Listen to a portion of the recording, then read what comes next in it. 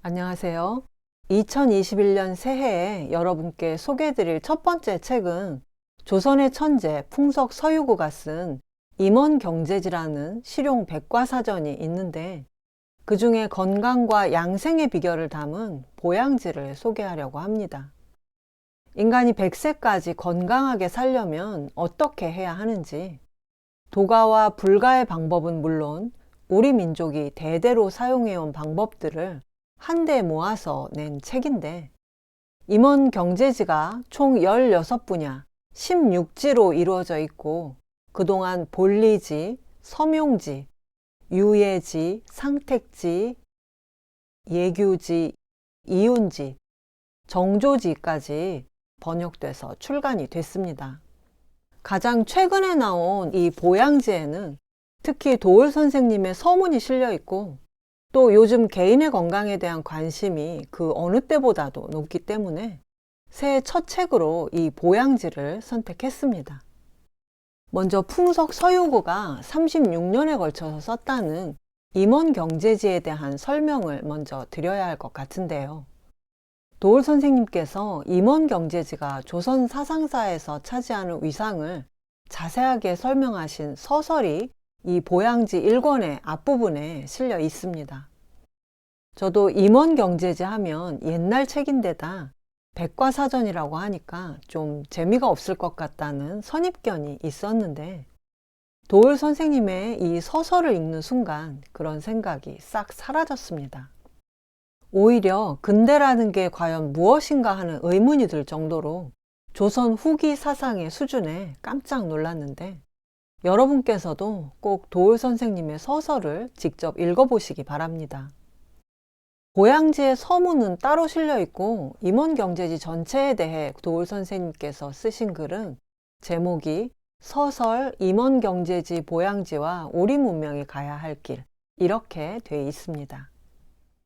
서설에서 도울 선생님은 중원 지역의 은나라와 주나라 시기에 해당하는 기원전 2000년에서 기원전 400년까지 우리나라 지역에 왕성하게 건립된 고인돌 문화가 우리 고문명의 수준을 짐작하게 하는 강력한 물증이라고 하시면서, 비록 우리에게 고문자 기록은 없지만 고조선이나 사만의 고인돌 문명의 당사자들이 육경의 고전을 만들어낸 중원 문명과 활발하게 교류하면서 분명한 자기 아이덴티티를 형성해 왔다고 말씀하십니다.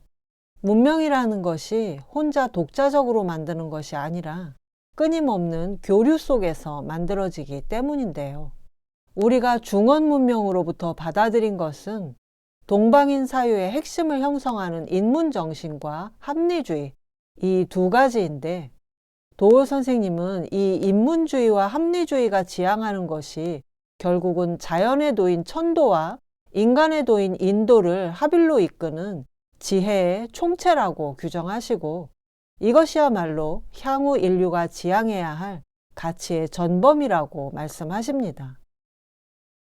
서양 문명이 과거에는 과도한 종교적 권위에 과학이 굴복했던 반면, 현대에 이르러서는 일방적인 과학 문명의 각종 폐해를 낳고 있기 때문에 이것을 바로잡을 수 있는 것은 천도와 인도의 합일의 지혜를 추구하는 동방사상밖에 없다고 보시는 건데요. 그리고 이 고인돌의 후예들이 걸어간 길이 우리 역사이면서 곧 세계사의 한 주축이었다. 이들이 고구려 집안에 6m가 넘는 광개토 왕비와 거대한 장군총을 만들었고, 경주 석굴암 본존불에서는 그리스 기하학의 관념 구조를 실제 사물 속에서 완벽에 가깝게 구현했다. 그리고 거란의 금속 상감 기술과 송의 자기 기술을 각각 받아들여서 신비한 세계 상감 청자를 탄생시켰고, 직지활자 인쇄술이 로마 교황을 거쳐 서구에 전해져서 구텐베르그 활자에 영향을 주었다. 또한 몽고와의 전쟁의 와중에도 8만 내장경의 사업을 성공적으로 완수했다. 그리고 천지와 인간의 표상을 가장 합리적으로 구현한 알파벳 문자인 한글을 제작했는데, 이런 우리의 역사는 그대로 천도와 인도가 하나 되는 세계사의 위대한 문화적 이정표였다고 선언하셨습니다.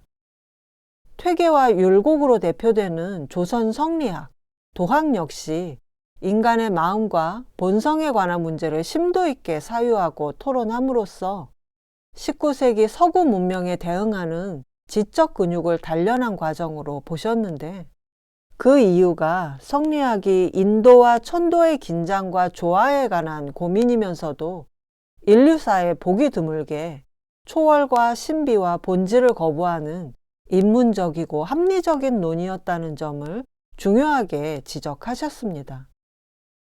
앞서 제가 서유구를 조선의 천재라고 말씀드렸는데, 조선의 천재하면 다산정약용을 먼저 떠올리시겠지만, 서유구는 실제로 다산정약용과 2살 터울이면서 1년 차이로 과거에 급제해서 두 사람 다 정조의 총애를 받다가 정약용이 18년간 유배를 간 것처럼 서유구도 18년간 정치적 공백기를 가졌다고 합니다. 정약용이 전남 강진의 유배지에서 경학과 치수를 중심으로 한 500여 권의 문집을 만들었다면, 서유구는 파주 장단으로 낙향해서 경학이 아닌 잡학을 했습니다.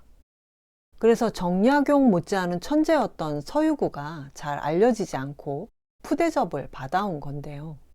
서유구는 농학과 천문학, 공학, 수학, 요리, 의학, 예술, 상업까지 총 16분야에 관한 113권의 문집인 임원경제지를 만들어서 18세기, 19세기 조선 문화를 복원할 수 있게 했다는 평을 받고 있습니다.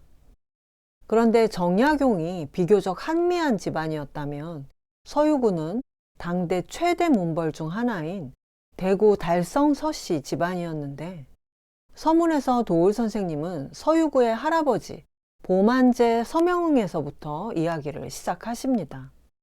서명응은 정조가 세손 시절의 스승이었고, 경서, 천문, 지리, 음악, 언어를 망라한 60권짜리 보만제 총서를 지었는데, 정조는 이 책에 대해 조선 400년 이래 최대의 거편이라고 평가했다고 합니다.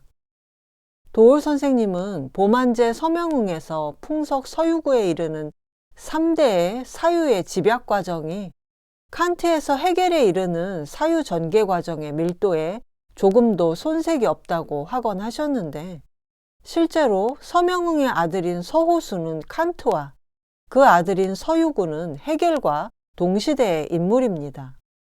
학산 서호수는 관상감의 책임자로 조선의 공식 역법인 시헌역을 만드는데 결정적 기여를 했다고 합니다. 청나라 초 시기에 로마 가톨릭 예수의 선교사들이 중국에 들어왔는데, 특히 6년 동안이나 중국어를 배우고 유교와 불교 경전을 공부하면서 중국 선교를 준비했던 마테오 리치는 황제와 사대부들과 교류하면서 서양의 수학과 천문학, 그리고 천문학 기기들을 중국에 전했습니다.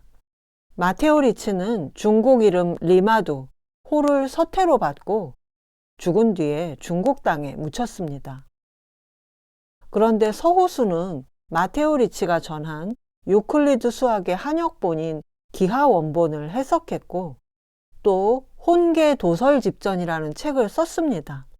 특히 이 혼계도설집전은 설명이 필요한데요. 원래 아스트롤라베라는 천문시계의 원리를 설명한 아스트롤라비움이라는 책을 명나라 학자 이지조와 마테오 리치가 함께 한문으로 번역한 책이 혼계통헌도설입니다. 혼계통헌이 바로 아스트롤라베라는 천문 관측 시계를 말합니다. 서호수가 이 책을 접하고 나서 자신의 해설과 함께 관련된 자료를 모은 책이 바로 혼계도설집전인데, 서호수는 이 책을 쓰기 전인 1777년 연행사절로 북경에 갔을 때 서양인 선교사 알렉산더 구베아 탕사선을 만나서 이 아스트롤라베 혹은 아스트롤라브라고도 하는 천문시계를 접하고 그 작동 원리를 상세하게 알아왔다고 합니다. 이 천문 관측 시계는 기계시계가 나오기 이전 여행가나 항해가들이 별을 관측해서 방향과 정확한 시간을 계산할 수 있었던 정교한 기계였다고 하는데요. 서호수는 조선으로 돌아와서 이 아스트롤라베를 제작했는데 작은 회중시계 모양의 이 혼계 통언의에는 맨 위에 직접 만든 사람인 유금의 이름이 새겨져 있고 뒷면에는 한양의 위도가 새겨져 있습니다. 최근까지 일본인이 소장하고 있었던 것을 우리나라에 되찾아왔고 지금은 실학박물관이 소장하고 있는데 2019년에 보물 제2032호로 지정됐습니다. 한중일을 통틀어서 아시아에 현존하는 유일한 아스트롤라베여서 역사적 가치가 매우 높다고 합니다. 유금은 서호수의 연행사절을 따라 북경에 가서 아스트롤라베의 작동법을 배워온 사람이었는데 유득공의 숙부로 서자여서 관직에는 나가지 못했지만 천문학과 기하학을 좋아해서 자신의 서재 이름을 기하실이라고 지었고 돌이나 나무에 인장을 파는 취미가 있었다고 합니다. 직접 혼계 통언을 만든 것은 유금이지만 관직에 있던 서호수가 총지휘를 했던 걸로 보이는데 실제로 서호수는 1790년 북경에 갔을 때 마테오 리치의 묘를 찾아가서 이런 글을 써서 고했다고 도올 선생님께서 서설에 인용하셨습니다. 서태의 도는 하늘을 부지런히 섬기었고 서태의 예는 하늘을 공손히 따랐습니다.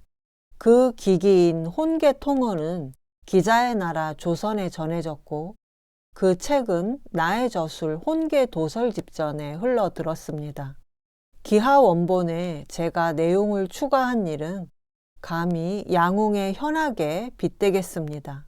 이제 나의 책과 기기를 안고 그 완성을 알리며 하늘을 우러러 봅니다.